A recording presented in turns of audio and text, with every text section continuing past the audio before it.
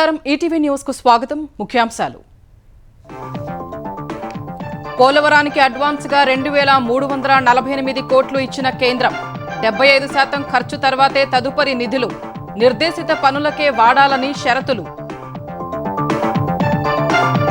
అధికారుల రాజకీయ వ్యాఖ్యలపై చంద్రబాబు ఆగ్రహం కట్టడి చేయాలంటూ సీఎస్ కు ఆదేశాలు తప్పుడు సమాచారం ఇస్తే సహించబోనని హెచ్చరిక యంగ్ ఇండియా సమీకృత గురుకులాల నిర్మాణానికి నేడే శ్రీకారం షాద్నగర్ నియోజకవర్గం కొందుర్గులో శంకుస్థాపన చేయనున్న సీఎం రేవంత్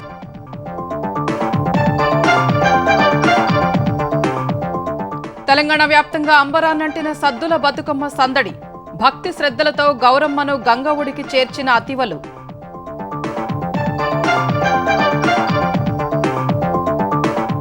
ఆంధ్రప్రదేశ్కు మరో తుపాను ముప్పు రేపు ఉపరితల ఆవర్తనం ఏర్పడుతుందన్న వాతావరణ విభాగం ఈ నెల 14 నుంచి భారీ వర్ష సూచన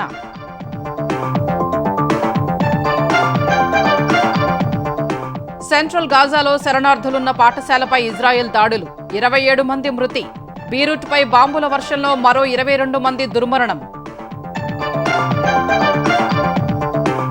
దేశంలో 100 మంది కుబేరుల జాబితా విడుదల చేసిన ఫోర్బ్స్ తొలి 2 స్థానాల్లో అంబానీ అదానీ మహిమా దాట్లకు తొలిసారి చోటు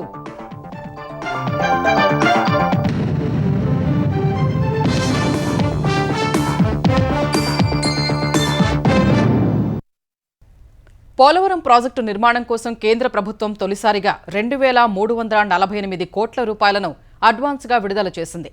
ఆ నిధుల వినియోగానికి సంబంధించి కొన్ని షరతులు విధించిన కేంద్రం ప్రస్తుతం ఇచ్చిన మొత్తంలో 75% ఖర్చు చేస్తేనే తదుపరి నిధులు ఇస్తామని స్పష్టం చేసింది. ఇచ్చిన నిధులను నిర్దేశిత పనులకే వినియోగించాలని సూచించింది. గతంలో రాష్ట్ర ప్రభుత్వ నిధులతో చేసిన పనులకు రీయింబర్స్మెంట్ కింద మరో 459 కోట్లు విడుదల చేసింది. పోలవరం ప్రాజెక్టు నిర్మాణ పనుల కోసం కేంద్ర జలశక్తి శాఖ తొలిసారిగా అడ్వాన్స్ నిధులు విడుదల చేసింది. ప్రస్తుత ఆర్థిక సంవత్సరంలో 2348 కోట్లు విడుదల చేస్తూ గురువారం ఆదేశాలు జారీ చేసింది. ఆ నిధుల్ని ఆంధ్రప్రదేశ్ ప్రభుత్వ ఖాతాకు సర్దుబాటు చేయాలని senior joint commissioner DC Bhat ఢిల్లీలోని ప్రిన్సిపల్ అకౌంట్స్ అధికారికి లేఖ రాశారు. 2 రోజుల క్రితమే ఆర్థిక శాఖ ఈ నిర్ణయం తీసుకోగా దానికనుగుణంగా కేంద్ర జలశక్తి శాఖ ఆదేశాలిచ్చింది. పోలవరం ప్రాజెక్టు నిర్మాణానికి కేంద్ర బడ్జెట్లోని కంటింజెన్సీ ఫండ్ నుంచి అడ్వాన్స్ గా నిధుల విడుదల చేయాలని నిర్ణయించారు. నాబార్డు రుణం ద్వారా కాకుండా కేంద్ర బడ్జెట్ నుంచే నిధులు ఇస్తున్నారు. మరో 2 కేటగిరీల కింద కూడా గతంలో చేసిన ప్రాజెక్టు పనులకు కేంద్ర జలశక్తి శాఖ నిధులు రీయింబర్స్ చేస్తూ నిర్ణయం తీసుకుంది. ఒక కేటగిరీలో 383.227 కోట్లు, మరో కేటగిరీలో 76.463 కోట్లు విడుదల చేస్తూ ఆదేశాలిచ్చింది. ఫలితంగా పోలవరం ప్రాజెక్టు కోసం ఆంధ్రప్రదేశ్ ప్రభుత్వానికి మొత్తం 2807 కోట్లు విడుదలయ్యాయి. అయితే కేంద్ర ప్రభుత్వం దీనికి కొన్ని షరతులు విధించింది. ప్రస్తుతం ఇచ్చిన 2348 కోట్లలో 75% నిధులు ఖర్చు చేస్తేనే తదుపరి విడత నిధులు విడుదల చేస్తామని స్పష్టం చేసింది. తదుపరి విడత నిధులు విడుదల చేయాలంటే నిర్దేశిత లక్ష్యాల ప్రకారం పోలవరం నిర్మాణ పనులు జరగాలని సూచించింది. ఆలస్యమైతే స్పష్టమైన కారణాలు గుర్తించాలని పేర్కొంది. వాటిని చక్కదిద్దేందుకు ఏం చర్యలు తీసుకుంటున్నారో రాష్ట్ర ప్రభుత్వం పోలవరం ప్రాజెక్టు అథారిటీ కేంద్ర జలశక్తి శాఖకు తెలియజేయాలని సూచించింది. పోలవరం పనులు పూర్తి చేసేందుకు సమన్వయ వ్యవస్థను ఏర్పాటు చేసుకోవాలని కేంద్ర కేబినెట్ ఆమోదించిన రాష్ట్ర ప్రభుత్వం అంగీకరించిన ప్రకారం పోలవరం ప్రాజెక్టు సవరించిన నిర్మాణ షెడ్యూల్ ను ఒప్పందంలో పొందుపర్చాలని తెలిపింది. ప్రస్తుతం ఇస్తున్న కేంద్ర ప్రభుత్వ నిధుల్ని ఒప్పందంలో పేర్కొన్న పనులకే వెచ్చించాలని స్పష్టం చేసింది. నిర్దేశిత పనులకే ఆ నిధులు వినియోగించినట్లు రాష్ట్ర జలవనరుల శాఖ ముఖ్య కార్యదర్శి నుంచి పోలవరం ప్రాజెక్టు అథారిటీ ధృవీకరణ పత్రాలు తీసుకుని వాటిని కేంద్ర జలశక్తి శాఖకు పంపాలని పేర్కొంది. ఈ నిధులకు సంబంధించిన ఖాతాలు కాగ్ అధికారులకు అందుబాటులో ఉంచాలన్న కేంద్రం ప్రతి త్రైమాసికంలో ప్రాజెక్టు ఆర్థిక పురోగతిపై కేంద్రానికి అథారిటీ నివేదికలు సమర్పించాలని తెలిపింది. కొందరు అధికారులు అత్యుత్సాహంతో తమ పరిధి దాటి రాజకీయ ప్రకటనలు ఇవ్వకుండా కట్టడి చేయాలని ముఖ్యమంత్రి చంద్రబాబు ప్రభుత్వ ప్రధాన కార్యదర్శిని ఆదేశించినట్లు తెలిసింది. అధికారులు మీడియా ముందు పరిపాలన అంశాలు మాత్రమే మాట్లాడాలని, రాజకీయ అంశాలు నాయకులు చూసుకుంటారని స్పష్టం చేసినట్లు సమాచారం. వివిధ అంశాలకు సంబంధించి క్షేత్రస్థాయిలో సమస్యలు ఉన్నా వాటిని కప్పిపుచ్చి వాస్తవ పరిస్థితులు తమకు తెలియకుండా ప్రభుత్వ పెద్దల మెప్పు కోసం అంతా బాగుందనే తప్పుడు సమాచారం ఇచ్చినా సహించబోనని సీఎం చెప్పినట్లు సమాచారం. ఇటీవల విశాఖలో ఇసుక ధరకు సంబంధించి క్షేత్రస్థాయి పరిస్థితిని నాయకులు తమకు వివరించినప్పటికీ ఉన్నతాధికారులు అదేమీ లేదన్నట్లు వాస్తవాన్ని కప్పిపుచ్చే యత్నం చేసిన వైనంపై సీఎం ఈ మేరకు స్పందించినట్లు తెలుస్తోంది. అనంతపురంలో రాములవారి రథం వైసీపీ నేతలు తగులుపెడితే రాజకీయ ప్రమేయం లేదని ఎస్పీ ప్రకటించడం, విజయవాడ వరదలకు సంబంధించి కొందరు అధికారులు అత్యుత్సాహంతో చేసిన ప్రకటనలు ప్రభుత్వానికి ఇబ్బంది కలిగించేవిలా ఉన్నాయనే అంశాలను మంత్రి నారా లోకేష్ సీఎం దృష్టికి తీసుకెళ్లినట్లు సమాచారం. నిన్న మంత్రివర్గ సమావేశం ప్రారంభానికి ముందు లోకేష్ ప్రస్తావించిన అంశాలకు మంత్రులు మద్దతు తెలుపగా సీఎస్కు చంద్రబాబు స్పష్టమైన ఆదేశాలు జారీ చేశారు.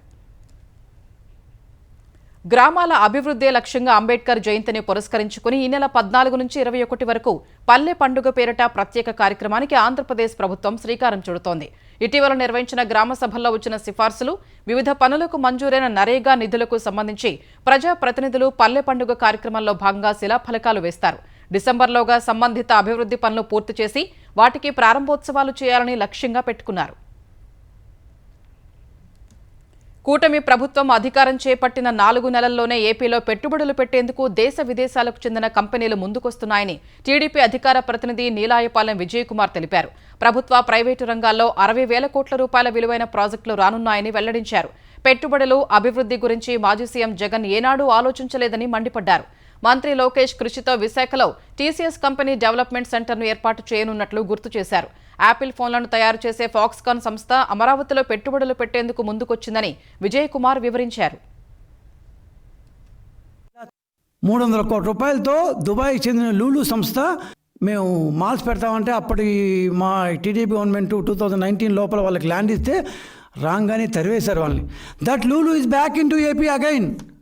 మళ్ళా వాళ్ళు వచ్చి ఇక్కడ పెట్టుబడులు పెడతాం. ఈసారి మాల్స్ మాత్రమే కాదు, పలు రకాలైన ఫ్యాక్టరీలు పెట్టబోతున్నాము, నెల్లూరు, తిరుపతి లాంటి చోట్ల కూడా పెట్టబోతున్నాము అంటూ చెప్పారు.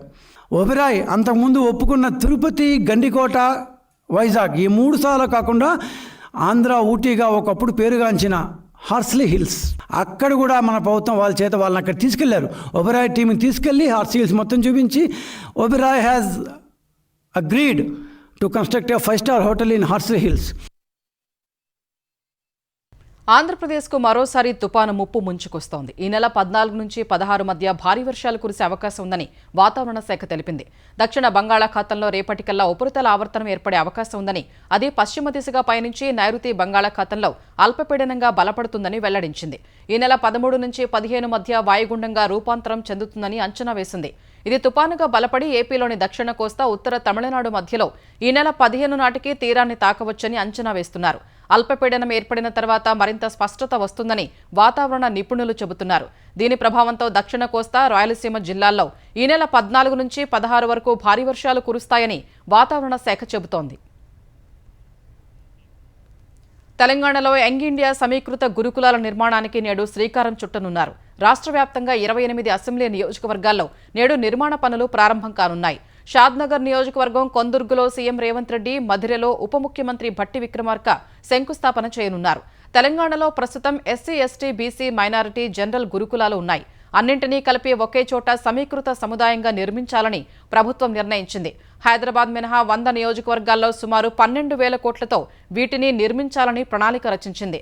తొలి విడతలో స్థలాలు అందుబాటులో ఉన్న 28 నియోజకవర్గాలను ఎంపిక చేశారు. మిగతా చోట్ల కూడా స్థలాలను గుర్తించాలని అధికారులను ఇప్పటికే సీఎం రేవంత్ రెడ్డి ఆదేశించారు. రోడ్లు, భవనాల శాఖ ఈ స్కూళ్లు నిర్మించనుంది. సుమారు 20 నుంచి 25 ఎకరాల్లో ఇంటిగ్రేటెడ్ రెసిడెన్షియల్ స్కూళ్లు నిర్మించనున్నారు. ఒక్కో పాఠశాల సముదాయానికి 100 నుంచి 125 కోట్ల వరకు ఖర్చవుతుందని అంచనా. ఈ ఏడాది 5,000 కోట్లతో గురుకుల సముదాయాల నిర్మాణం ప్రారంభిస్తున్నారు. అంతర్జాతీయ ప్రమాణాలతో ఇంటిగ్రేటెడ్ రెసిడెన్షియల్ స్కూళ్లు నిర్మించనున్నట్లు ప్రభుత్వం తెలిపింది. 12వ తరగతి వరకు సుమారు 2,560 మంది విద్యార్థులు, దాదాపు 120 మంది బోధనా సిబ్బందికి సరిపోయేలా క్యాంపస్ల నిర్మాణానికి ప్రణాళిక చేశారు. తెలంగాణ వ్యాప్తంగా సద్దుల బతుకమ్మ సంబరాలు అంబరాన్నంటాయి. ఎంగిలి పూలతో మొదలైన బతుకమ్మ పండుగ సద్దులతో ముగియగా చివరి రోజు భక్తి శ్రద్ధలతో బతుకమ్మను పూజించి గౌరమ్మను గంగమ్మ ఒడికి చేర్చారు. వచ్చే ఏడు మళ్లీ రావమ్మ అంటూ తల్లికి నీరాజనాలు పట్టారు. తెలంగాణలో బతుకమ్మ సంబరాలు ఘనంగా ముగిశాయి. తెలంగాణ ప్రభుత్వం ఆధ్వర్యంలో ట్యాంక్ బండ్ పై జరిగిన సంబరాల్లో పలువురు మంత్రులు, అధికారులు పాల్గొన్నారు. మంత్రి సీతక్క, అరుణోదయ కళాకారిణి విమలక్క మహిళలతో కలిసి బతుకమ్మ ఆడారు. నెక్లెస్ రోడ్లోని ఐమాక్స్ వద్ద గల హెచ్ఎండిఏ మైదానంలో ఖైరతాబాద్ ఎమ్మెల్యే దానం నాగేంద్ర ఆధ్వర్యంలో వేడుకలు వైభవంగా జరిగాయి. సనత్ నగర్ లో జరిగిన వేడుకల్లో ఎమ్మెల్యే తలసాని శ్రీనివాస్ యాదవ్ పాల్గొన్నారు. కూకట్పల్లి రంగధాముని చెరువు వద్ద ఎమ్మెల్యే మాధవరం కృష్ణారావు ఆధ్వర్యంలో బతుకమ్మ సంబరాలతో పాటు కూచిపూడి కళారూపాల్ని చిన్నారులు ప్రదర్శించారు. బాగ్లింగంపల్లిలో అక్షర స్ఫూర్తి ఫౌండేషన్ ఆధ్వర్యంలో జరిగిన వేడుకల్లో కేంద్ర మంత్రి కిషన్ రెడ్డి, రాజ్యసభ సభ్యుడు లక్ష్మణ్ పాల్గొన్నారు. బతుకమ్మ బతుకమ్మ ఉయ్యాలో బంగారి గౌరమ్మ ఉయ్యాలా, బతుకమ్మ బతుకమ్మ ఉయ్యాలో బంగారి గౌరమ్మ ఉయ్యాలా. జిల్లాల్లోనూ సద్దుల బతుకమ్మ సంబరాలు అంబరాన్నంటేలా ఆడపడుచులు ఘనంగా జరుపుకున్నారు. నల్గొండలోని రామాలయం, వల్లభరావు చెరువు, సూర్యాపేటలో సద్దుల చెరువు వద్ద, భువనగిరిలో ప్రధాన కూడలిలో జరిగిన వేడుకల్లో మహిళలు పెద్ద సంఖ్యలో పాల్గొన్నారు. మోత్కూరులో వర్షాన్ని సైతం లెక్క చేయకుండా మహిళలు ఉత్సాహంగా బతుకమ్మ ఆడారు. హనుమకొండ జిల్లా భీమదేవరపల్లి మండలం ముల్కనూరులో దుర్గామాతను పొన్నం ప్రభాకర్ దర్శించుకున్నారు. సిరిసిల్ల జిల్లా ఎల్లారెడ్డిపేట మండలం రాచర్ల గొల్లపల్లికి చెందిన కాంగ్రెస్ నేత శ్రీనివాస్ రెడ్డి బతుకమ్మపై సీఎం రేవంత్ రెడ్డి చిత్రం వచ్చేలా పూలను పేర్చి తన అభిమానాన్ని చాటుకున్నారు. బతుకమ్మ బతుకమ్మ ఉయ్యాలో బంగారి గౌరమ్మ ఉయ్యాలా. సిద్దిపేట జిల్లా దుబ్బాకలో జరిగిన సంబరాల్లో ఎమ్మెల్యే కొత్త ప్రభాకర్ రెడ్డి పాల్గొన్నారు. సిద్దిపేటలోని కోమటి చెరువు వద్ద వేడుకల్లో మాజీ మంత్రి హరీష్ రావు, ఆయన సతీమణి శ్రీనిత పాల్గొన్నారు. నిజామాబాద్లోని పలు కాలనీల్లో వేడుకలు ఘనంగా నిర్వహించారు. కామారెడ్డి జిల్లా వ్యాప్తంగా సద్దుల బతుకమ్మ వేడుకలు వైభవంగా జరిగాయి. నిజామాబాద్ జిల్లా ఆర్మూర్లో ఆడపడుచులు ఆటపాటలతో సందడి చేశారు. మంచిర్యాల జిల్లా బెల్లంపల్లిలో సద్దుల బతుకమ్మను అట్టహాసంగా జరుపుకున్నారు. మహబూబాబాద్ జిల్లా మరిపెడలో జరిగిన వేడుకల్లో ఎమ్మెల్యే రామచంద్ర నాయక్ పాల్గొన్నారు. భద్రాచలం రాములవారి ఆలయం ఆధ్వర్యంలో బతుకమ్మ సంబరాలు నిర్వహించారు. దసరా పండుగకు నగరవాసులు పల్లెబాట పట్టడంతో హైదరాబాద్ క్రమంగా ఖాళీ అవుతోంది. సొంతూళ్లకు వెళ్లేందుకు నగరవాసులు బారులు తీరడంతో బస్టాండ్లు, రైల్వే స్టేషన్లు కిక్కిరిసిపోతున్నాయి. ప్రయాణికుల రద్దీకి అనుగుణంగా దక్షిణ మధ్య రైల్వే, ఆర్టీసీ ప్రత్యేక సర్వీసుల్ని నడిపిస్తున్నాయి. దక్షిణ మధ్య రైల్వే 1400కు పైగా, టీజీఎస్ ఆర్టీసీ 6300 ప్రత్యేక సర్వీసులు నడుపుతున్నాయి. ప్రత్యేక బస్సుల్లో సుమారు 3 లక్షలకు పైగా ప్రయాణికులు తమ స్వస్థలాలకు క్షేమంగా చేరుకున్నట్లు ఆర్టీసీ అధికారులు అంచనా వేస్తున్నారు. ఆర్టీసీ అధికారులు అదనపు సర్వీసులు పెంచినా క్షేత్రస్థాయిలో ప్రయాణికులకు తిప్పలు తప్పడం లేదు. గంటల కొద్దీ రోడ్లపై కుటుంబంతో పడిగాపులు కాసినా లాభం లేకుండా పోతోందని ఆవేదన వ్యక్తం చేస్తున్నారు. రిజర్వేషన్లు లేని బస్సుల సంఖ్యను పండుగ రద్దీ దృష్ట్యా మరిన్ని పెంచాలని కోరుతున్నారు. దసరా, దీపావళి రద్దీ దృష్ట్యా అక్టోబర్ 1 నుంచి నవంబర్ 30 వరకు దక్షిణ మధ్య రైల్వే ప్రత్యేక సర్వీసులు నడుపుతోంది. తిరుమల శ్రీవారి సాలకట్ల బ్రహ్మోత్సవాలు ముగింపు దశకు చేరుకున్నాయి. 7వ రోజైన గురువారం ఉదయం సూర్యప్రభ వాహనంపై ఊరేగిన మలయప్ప స్వామి రాత్రి చంద్రప్రభ వాహనంపై భక్తులకు దర్శనమిచ్చారు. దర్బార్ కృష్ణుడి అలంకారంతో విశేష తిరువాభరణాలు ధరించి చల్లని వెన్నెల్లో చంద్రప్రభ వాహనంపై విహరించారు. స్వామివారిని దర్శించుకున్న వేలాది మంది భక్తులు కర్పూర హారతులు, నైవేద్యాలు సమర్పించారు. ఈ ఉదయం రథోత్సవం, రాత్రి 7 గంటలకు అశ్వవాహన సేవతో స్వామివారి వాహన సేవలు పరిసమాప్తమవుతాయి. రథంపై అధిష్ఠితులై మనకి చక్కగా దర్శన భాగ్యాన్ని కల్పిస్తూ ఉన్నారు. వారి వారి సంప్రదాయాన్ని అనుసరించి వారందరూ కూడా స్వామిని స్తుతిస్తూ ఉన్నారు. శ్రీవైకుంఠ విరక్తాయ స్వామి పుష్కరిణీ తటే రమయ రమమాణాయ వెంకటేశాయ మంగళం అని చెప్పబడినటువంటి విధంగా కూడా ఆ స్వామి వారి యొక్క దివ్యమైనటువంటి స్వరూపం, ప్రకృతి సౌందర్యం అంతా కూడా స్వామికే అంకితం. ప్రకృతి నుంచి వచ్చినటువంటి చక్కని పృథివ్యప్తేజో వాయు ఆకాశములన్నీ కూడా ఆ స్వామిని సేవిస్తూ ఉన్నాయి.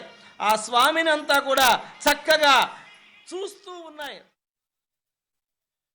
న్యాయవాదులు ప్రతిపక్ష పాత్ర పోషించినప్పుడే ప్రజల్లో ఆదరణ లభిస్తుందని సుప్రీంకోర్టు సీనియర్ న్యాయవాది, రాజ్యసభ సభ్యుడు అభిషేక్ మను సింఘ్వి చెప్పారు. తెలంగాణ నుంచి రాజ్యసభకు ఎన్నికైన ఆయన్ను కాంగ్రెస్ నేతలు ఘనంగా సన్మానించారు. హైదరాబాద్ హరిత్ ప్లాజాలో పీసీసీ లీగల్ సెల్ ఆధ్వర్యంలో అభిషేక్ సింఘ్విని సన్మానించారు. ప్రస్తుతం న్యాయవాదులు అధికారం వైపు ఉండడానికే ఇష్టపడుతున్నారని ఆక్షేపించారు. తరువాత మంత్రి ఉత్తమ్ కుమార్ రెడ్డి తండ్రి దశదిన కర్మ సందర్భంగా ఆయన్ను కలిశారు. అనంతరం సీఎం రేవంత్ రెడ్డి, పీసీసీ అధ్యక్షుడు మహేష్ కుమార్ గౌడ్లతో కలిసి రాజ్యసభ సభ్యురాలు రేణుకా చౌదరి నివాసానికి అభిషేక్ మను సింఘ్వి వెళ్లారు. అక్కడ తేనేటి విందులో పాల్గొన్న తరువాత తాజ్ కృష్ణకు చేరుకున్నారు. తాజ్ కృష్ణలో భట్టి విక్రమార్క, శాసనసభ స్పీకర్ గడ్డం ప్రసాద్ కుమార్, మాజీ రాజ్యసభ సభ్యుడు గిరీష్ కుమార్ సంఘీ ఆయన్ను సన్మానించారు. ఆంధ్రప్రదేశ్లో ఎలక్ట్రిక్ వాహనాలపై పన్నును ప్రభుత్వం మరో 6 నెలల పాటు మినహాయించింది. ఈ ఏడాది జూలై 7 నుంచి డిసెంబర్ 7 వరకు ఈవీలపై పన్ను మినహాయిస్తూ రవాణా శాఖ ఉత్తర్వులు జారీ చేసింది. 2018-23 మధ్య ఏపీలో అమల్లో ఉన్న ఈవీ విధానం స్థానంలో కొత్త విధానం తెచ్చే వరకు పన్ను మినహాయింపు ఇస్తున్నట్లు ఆదేశాలు జారీ చేసింది. ఏపీ మోటారు వాహనాల చట్టం కింద ఈవీలకు పన్ను మినహాయింపు పొడిగిస్తూ రవాణా శాఖ కార్యదర్శి ఉత్తర్వులు విడుదల చేశారు. ఆంధ్రప్రదేశ్లోని ప్రభుత్వాసుపత్రుల్లో వైద్య సిబ్బంది పనివేళలు పాటించకపోవడంపై ఆ శాఖ మంత్రి సత్యకుమార్ యాదవ్ ఆగ్రహం వ్యక్తం చేశారు. ఆసుపత్రుల్లో పర్యవేక్షణ లోపాన్ని సవరించాలని ఆదేశాలు జారీ చేశారు. ఉన్నత స్థాయిలో పర్యవేక్షణ బాధ్యతను వైద్యారోగ్య శాఖలో హెచ్ఓడీలకు అప్పగిస్తూ ఆదేశాలు జారీ చేశారు. వైద్య సిబ్బంది హాజరు నమోదుకు రూపొందించిన యాప్ను మరింత పటిష్టం చేయాలని సూచించారు. పనివేళల పట్ల క్రమశిక్షణ పాటించే అంశంపై సమీక్ష నిర్వహించిన మంత్రి పనివేళలు పాటించని సిబ్బందికి ఆటోమేటిక్గా సమాచారం పంపడం సహా షోకాజ్ నోటీసులు జారీ చేయాలని ఆదేశించారు. కట్టుకున్న భర్తను భార్యే రోకలి బండతో కొట్టి హత్య చేసిన ఘటన సత్యసాయి జిల్లాలో జరిగింది. ధర్మవరం మండలం ధర్మపురి గ్రామంలో దేవరకొండ గోవిందు అనే వ్యక్తిని భార్య అంజమ్మ రోకలి బండతో తలపై కొట్టి హత్య చేసింది. అనంతరం ధర్మవరం గ్రామీణ పోలీస్ స్టేషన్లో లొంగిపోయింది. గోవిందు మరో మహిళతో వివాహేతర సంబంధం కొనసాగిస్తూ మద్యం తాగి వచ్చి తరచూ కొట్టడం వల్లే హత్య చేసినట్లు తెలిపింది. సెంట్రల్ గాజాలో శరణార్థులు ఆశ్రయం పొందుతున్న పాఠశాలపై ఇజ్రాయెల్ వైమానిక దాడి చేసింది. ఈ దాడిలో 27 మంది మృతి చెందారు. మృతుల్లో ఓ చిన్నారి సహా 7 మహిళలు ఉన్నారని అల్ అక్సా ఆసుపత్రి వర్గాలు తెలిపాయి. పాఠశాలలో ఉన్న Hamas command and control centre లక్ష్యంగా దాడులు చేశామని ఇజ్రాయెల్ రక్షణ శాఖ తెలిపింది.